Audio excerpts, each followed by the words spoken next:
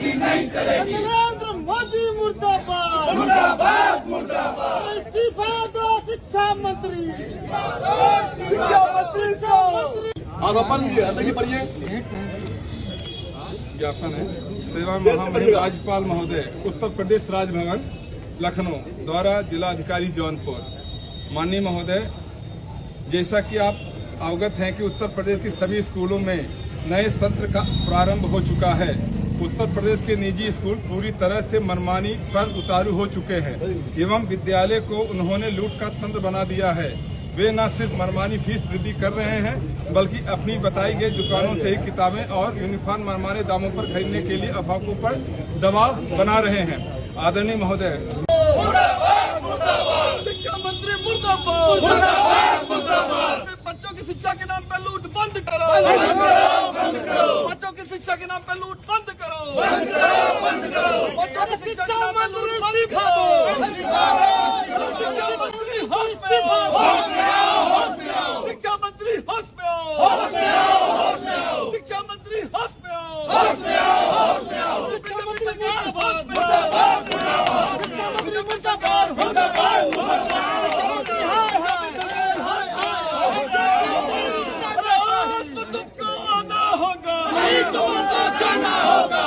तुमको आना होगा। तुमको आना होगा। बीजेपी सरकार होश में आओ। नरेंद्र मोदी होश में आओ। बच्चों की शिक्षा के नाम पर लूट बंद करो।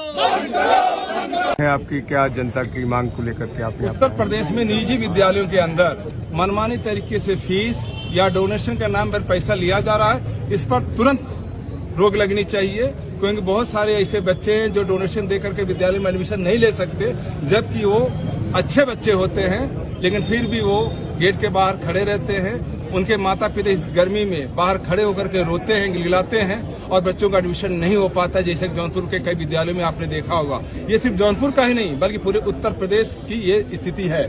जो टॉप 10 विद्यालय हैं उन अपनी तरीके से अलग अलग पेरेंट्स से अलग अलग बच्चों अलग अलग तरीके का डोनेशन लेकर के एडमिशन लेते हैं। इस पर तत्काल रोक लगनी चाहिए। फीस जो वाजिब हो, एक नियम बना लें स्कूल की स्टेटस के हिसाब से, उस हिसाब से सभी से फीस एक बराबर लिया जाए।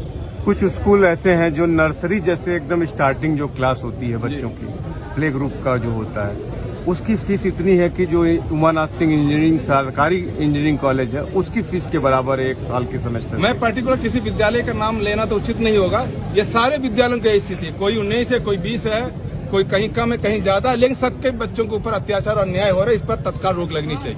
एक पब्लिकेशन की एनसीईआरटी की बुक न चला करके अलग अलग पब्लिकेशन की एनसीईआरटी की जगह बुक चलाई जाती है। एक्चुअली में सरकार की कमी है, मांग के हिसाब से एनसीईआरटी किताब मार्केट के अंदर उपलब्ध नहीं होता। 6 महीने बीत जाने के बावजूद भी किताब मार्केट न होने के कारण विद्यालय परिवार पब्लिकेशन को किताब लगाने के लिए मजबूर है। लेकिन हमारे सरकार से मांग है कि एनसीईआरटी किताब जितना मांग है उससे कहीं ज्यादा मार्केट में उपलब्ध कराएंगे तो ये अच्छा होगा।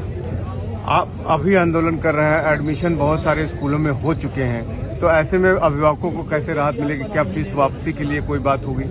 ये इस पर शासन अपनी जरूरतमंद अपना जवाब देंगे। हम सिर्फ मांग करते हैं, अभी प्रारंभ हो चुका है, अभी अप्रैल चल रहा है और उस पर सरकार अपना निरंकुश लगाएंगे। मुझे उम्मीद है, विश्वास है।